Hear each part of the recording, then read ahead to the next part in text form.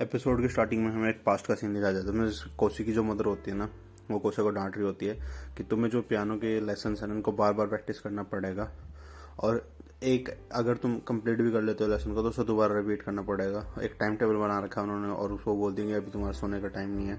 और फिर हमें ऑडियंस दिखाई जाती है और जो बोल रही होती है कि अरीमा मतलब कोसे ये तो जीत ही जाएगा, ये तो रोबोट है और ये तो दिन में 8 घंटे प्रैक्टिस करता है, और ये आंखों पे जो ग्लासेस पहन रखे हैं इसने अपने डार्क साइड आग के नीचे जो उन्हें छुपाने के लिए पहन रखे हैं।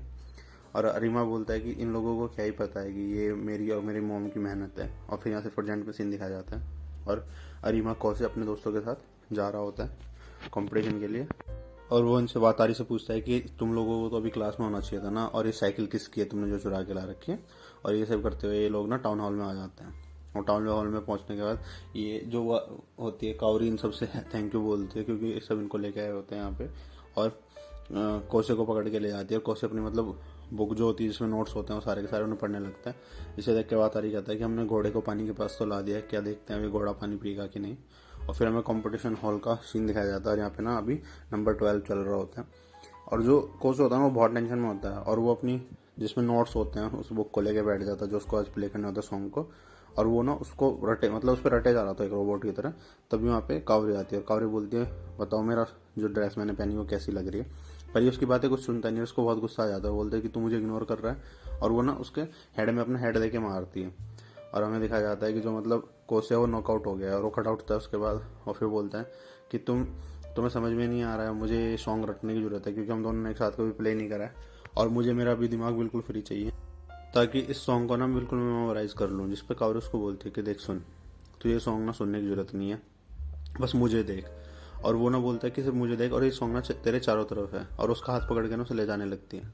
और फिर वो जो कोसे होता है ना उसको पास्ट के कुछ सीन याद आते हैं। वो बोलती है जिस मतलब कावरी उसको बोलती है ना कि तुझे जर्नी का जो लास्ट है ना उसकी सोचने की जरूरत नहीं है, बस तू जर्नी पे चल पड़।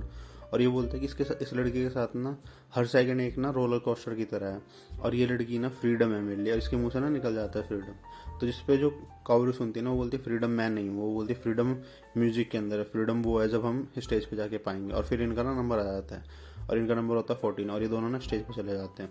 अब जैसे स्टेज पे जाते हैं ना सभी ने देखते रह जाते हैं। मतलब कावरी के तो सब पहले से फैन थे क्योंकि लास्ट जो उसका कंपटीशन हुआ था स्टेज 1 का वहाँ पे तो उसने तबाही मचाई दी थी। पर इस बार सबका ध्यान ना इसके जो एकम्पनिस्ट है मतलब जिसका हेल्पर है उस पर है, क्योंकि इसको ना सब जाना पहचाना सा लग रहा है सबको ये। और ये जैसा आता है ना तो इसको प्रॉब्लम हो जाती है बैठने में, क्योंकि ये बहुत ही एकदम रोबोट की तरह है ना, इसको सब कुछ परफेक्ट चाहिए। तो अपना स्टूल सेट करने की कोशिश करता है जिस पे कावरी उसको बोलती है कि तू क्या क्या चाहता है, आज पियानो बजाएगा कि नहीं बजाएगा, मेरा कंपटीशन खत्म होने का देगा कि नहीं। वो बोलता है कि एक सेकंड रुको मुझे बस अपनी सीट स्टेबल करने दो। और सबकी नजर है ना सीधे होती है, और ऑडियंस में बैठा हुआ एक जज जिसका नाम अभी मैंने नहीं बताया गया वो पहचान जाता है उसको। बोलता है ये अरीमा है, भले ही ये थोड़ा बड़ा हो गया, 6 साल बीत गए क्योंकि 8 साल का था जब इसने कंपटीशन जीता था, पर इसको हर कोई पहचान जाता है। सब बोलते हैं कि अरीमा, और ये बोलते हैं कि ये तो मतलब एक सोलोइस्ट है, मतलब जो अकेला पियानो मतलब अपना पियानो बजाता है, ये इसके साथ क्या कर रहा है। जरूर ये क्लासमेट होंगे क्योंकि ये दोनों तो बिल्कुल अलग है, एक फ्री स्पिरिट है और एक रोबोट है। मतलब अरीमा को सब रोबोट बोलते हैं और कौरी को सब फ्री स्पिरिट बोलते हैं। और फिर ये अपना लेसन स्टार्ट करते हैं, और जज में बैठे मिस्टर काजामा जिस पे सबकी नज़र है क्योंकि सब चाहते हैं कि उनके अंडर में उनके मतलब अगर उनके किसी कोई भी सिलेक्शन होता है और वो मिस्टर काजामा के अंडर में सीखता है तो वो बहुत ही बड़ा म्यूजिशियन बनेगा बड़ा होके। सब उनकी भी नज़र अरीमा पे क्या कहते हैं अरीमा पे होती है, और वो भी बोलते हैं कि ये तो अरीमा है। उसके बाद ना फिर स्टार्ट होता है कंपटीशन, और कंपटीशन स्टार्ट होते ही कावरी वही हमेशा की तरह मतलब बहुत ही अच्छा म्यूजिक बजाने लगती है। पर प्रॉब्लम होती है अरीमा के साथ। अरीमा को क्या लगता है कि जो उसके नोट्स होते हैं ना जो उसने नोट्स ला रखे होते हैं पहले तो सब कुछ सही होता है, वो एकदम से गायब होने लग जाते हैं उसके लिए उसकी कॉपी से। मतलब गायब नहीं होते, बस वो इमेजिन करता है, वो उसके लिए गायब होते हैं बाकी लोगों के लिए नहीं। और वो ना ऐसे अपने आप को फील करता है जैसे वो एक ओशन के अंदर है, ओशन के मतलब एकदम गहराई में, और वो ना डूबता जा रहा है, मतलब ऐसा उसको फील हो रहा है। और वो ना पियानो पे बहुत जोर जोर से हाथ मारने लग जाता है क्योंकि उसको पियानो की आवाज़ नहीं आ रही होती, लोगों को आ रही होती, ऑडियंस को आ रही होती, हम लोगों को भी सुनाई दे रही होती है। बहुत ही मतलब अजीब तरीके से पियानो बजाने लगता है, और इन दोनों की ना आपस में मैच भी नहीं बैठ पा रही होती है। और ये ना पियानो पे जोर जोर से हाथ मारता है और बोलते हैं कि मुझे इसकी आवाज़ क्यों नहीं सुनाई दे रही, मैं इतनी जोर से हिट तो कर रहा हूँ और मतलब इसको ना कुछ सुनाई नहीं देता। और फिर ये बोलता है कि मुझे ऐसा लग रहा है जैसे मैं एक ओशियन में हूँ और मैं डूब जाऊंगा और मुझे कोई नहीं बचाएगा। और फिर यहाँ पे ना मतलब फिर से कंपटीशन का सीन दिखाया जाता है, और ये ना पियानो बजाना बंद कर देता है, और ये सोचता है कि अगर मैं पियानो बजाना बंद कर दूंगा तो कम से कम ये हारेगी तो नहीं, इसको इसके नंबर तो मिल ही जाएंगे कावरी को जो ये अपना वायलिन बजा रही है। फिर हमें कावरी को दिखाया जाता है और ये थोड़ी देर पहले तो पियानो बजाती है, फिर ये भी रुक जाती है और हम देखते हैं कावरी की आंखों से ना आंसू गिर रहे होते हैं। और कावरी ना फिर एकदम से उसको बोलती है कि तुझे घबराने की जरूरत नहीं है, मैं तेरे साथ हूँ। और हमें दिखाया जाता है ऑडियंस में बैठे एक जज को, जो कि नरेशन कर रहा होता है, कि अगर ये ऐसे मतलब बजाना बंद कर देंगे कम से कम हारेंगे तो नहीं। और फिर हमें फिर से जो कावरी होती है ना उसकी बातें याद आती हैं, मतलब कोसे को, कि तू अकेला नहीं है यहाँ पे, अगर तू डूबेगा भी, मतलब उसको बोलती है कि अगर तेरे को लगेगा भी ना ओशन में तू डूब रहा है तो मैं तेरे को निकाल दूंगी। और उसको बोलता है, जो कावरी होती है ना वो बोलती है कि तुम टेंशन मतलब मैं तेरे साथ हूँ, और म्यूजिक के ना तेरे को रट्टा मारने की जरूरत नहीं है, वो तेरे आसपास हमेशा था।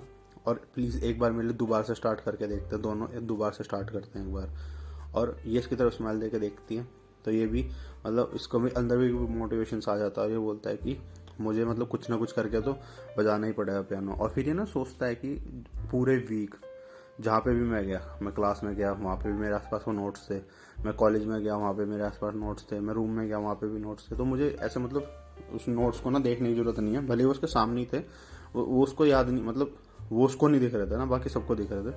वो बोलता है मुझे बस कावरी को देखना, क्योंकि कावरी ने से बोला था ना कि तुम मुझे देखना, मुझे भी म्यूजिक है। और वो कावरी की तरफ देखता है और बोलता है कि मुझे नोट्स की कोई जरूरत नहीं है, और मैं ना बस उसको इमेजिन कर लूंगा। और अगर मैं सुन नहीं सकता हूँ ना अपने पियानो की वॉइस, कि मेरे पियानो की आवाज़ कैसे आती है, तो मैं उसको भी इमेजिन कर लूंगा कि मेरे पियानो की आवाज़ कैसे आती थी। और उसको ना एक अपनी मदर की बात याद आती है पास्ट की। उसकी माँ से कहती है कि तुम ना पियानो को बहुत हार्ड हिट कर रहे हो, मतलब वो बचपन में बहुत ज़्यादा पियानो को तेज हिट करता था। वो बोलते हैं कि उसको ऐसे हिट कर उसके जैसे वो किटन हो, मतलब छोटी बिल्ली हो, और बिल्कुल प्यार से उसको सहला। और वो फिर ऐसे ही करता है और वो बहुत ना अच्छा अब दोबारा से म्यूजिक बजाने लग जाता है। और इस बार भी उसको सुनाई नहीं दे रहा है, पर वो इमेजिन करता है कि अगर मैं इस तरह के से नोट्स प्ले कर रहा होता इतने प्यार से जो उसके पियानो के, तो ये साउंड आनी चाहिए थी। और ये बहुत ही अच्छा ना क्या कहते हैं, फिर से पियानो बजाने लग जाता है। और अभी भी इन दोनों का ना मैच नहीं बैठ रहा होता, पर धीरे धीरे ना मतलब जैसे तैसे करके फिर से मैच बैठा लेता है। और मतलब बहुत ही अच्छा अब म्यूजिक बज रहा होता है दोनों तरफ से, और पूरी ऑडियंस ना चिल्लाने लग जाती है, मतलब बहुत ही ज़्यादा चेयर अप कर रही होती है इन लोगों को। और कावरी भी पूरी एक्साइटेड हो जाती है, और कावरी भी बोलती है कि कोसे तुझे मैं अपनी ठंडक छीनने नहीं दूंगी, क्योंकि सबका ध्यान अब रीमा पे यानी कोसे पे था, क्योंकि बहुत ही अच्छा पियानो बजा रहा होता है। और ये दोनों मतलब सिंक में एकदम, मतलब बहुत ही अच्छा वायलिन और पियानो बजा रहे होते हैं। और मतलब जो मिस्टर कजामा होता है ना, वो चिढ़ जाते हैं इस चीज़ से। वो बोलते हैं यहाँ पे ना कोई रॉक कॉन्सर्ट नहीं हो रहा है और एक पियानो कंपटीशन है। और फाइनली ना ये दोनों मतलब अपना म्यूजिक बजाना बंद कर देते हैं। और मतलब ना जो ऑडियंस होती है ना चिल्ला पड़ती है, मतलब बहुत ज़्यादा। और हमें दिखाया जाता है कोसे को, और वो एक पार्क में लेटा हुआ है, और वो बोलता है फाइनली अप्रैल का एंड आ गया। और हम देखते हैं जैसे ये बात खत्म करता है ना फिर से, और यहाँ पे कंपटीशन का सीन दिखाया जाता है। और सब जो ये होती है ना कावरी, ये एकदम से मतलब चेयर अप सुनने के बाद ना लोगों की बहुत खुश हो जाती है, और हम देखते हैं ना एकदम से गिर जाती है नीचे। और बस यहीं पे हमारा एपिसोड 4 खत्म हो जाता है इसके गिरने के साथ ही। तो गाइज ये थी एपिसोड 4 की एक्सप्लेनेशन। वीडियो अच्छी लगी तो इसे लाइक करें, शेयर करें, और चैनल को सब्सक्राइब तो पक्का ही कर दें। Thank you so much.